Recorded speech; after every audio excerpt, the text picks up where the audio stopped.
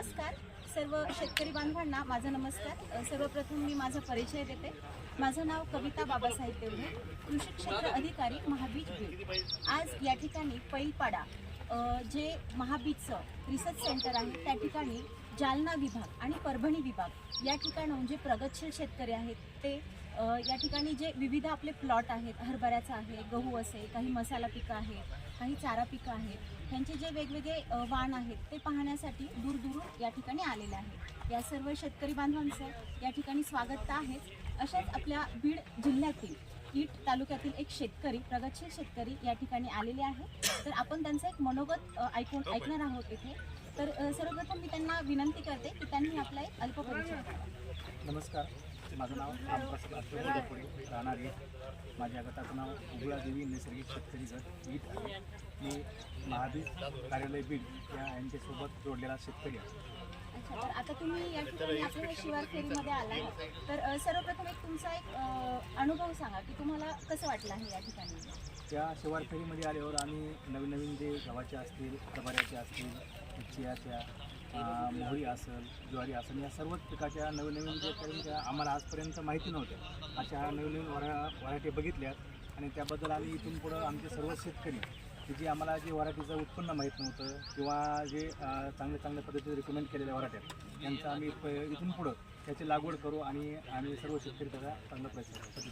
आता महाबीजशी तुमचा परिचय कधीपासून आहे आणि महाबीजचं तुम्ही कुठले प्रोडक्ट्स वापरतात किंवा कुठलं बियाणं वापरतात त्याची एक माहिती आपल्या शेतकरी बंधूंना। आम्ही गेल्या 3-4 वर्षापासून बीड महाबीज कार्यालयाशी जोडलेलो होतो आणि त्या संदर्भातून आम्ही जे महाबीजचे ट्रायकोड्रामा असेल, महाबीजचा PSB, KMD, आझोटोबॅक्टर, या रायझोबियम, हे सर्व प्रोडक्ट आम्ही आमच्या शेतामध्ये वापरतो आणि याचा खूप चांगला रिझल्ट आहे।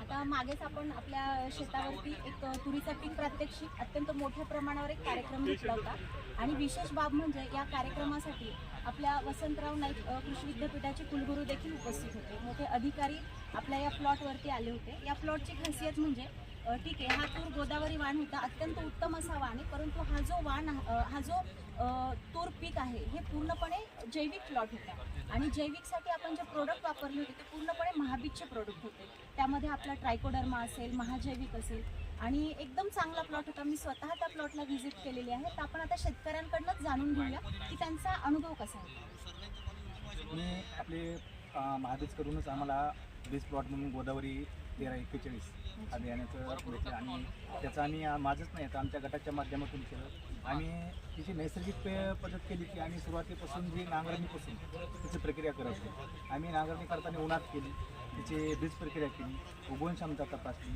त्याला आपल्या ट्रायकोड्रामा, PSB, KMD याची आम्ही बीज प्रक्रिया केली। त्यानंतर आम्ही टोकन यंत्राने पेरणी केली। आम्ही पेरणी करताना 7x1 असा अंतर म्हणजे लागवड पेरणी केली आणि त्यामध्ये आम्ही आंतरपीक म्हणून मूग घेतला होता। मग तर आम्ही सुरुवातीला त्याला आपला ट्रायकोड्रामा टाकला होता। त्याच्यानंतर आम्ही बायोमिक्स, वसंतराव नाईक मराठवाडा कृषी विद्यापीठ यांनी प्रयोगशील केले बायोमिक्स पण वापरलं, जीवामृत, घनजीवामृत, दसपर्णी अर्क, अग्निअस्त्र याच्या आलटून पालटून फवारण्या हे करत त्याचं आम्ही 45 दिवसाला जे आपल्या विद्यापीठाने आणि महाबीजच्या तुम्ही सांगितल्याप्रमाणे आम्ही त्याची छाटणी पण केली होती। 45 दिवसाला एक छाटणी पण केली आणि त्या पद्धतीत ज्यावेळेस आपला फवारणी केली त्याचा पण आपल्या आळी पडली होती, त्या आळीचा पण आम्हाला अग्निअस्त्र फवारण्यामुळे चांगला रिझल्ट आला। म्हणजे आपला जो एक सर्वसामान्यपणे समज आहे, आता हे मी याच्यासाठी इंटरप्ट केला की आता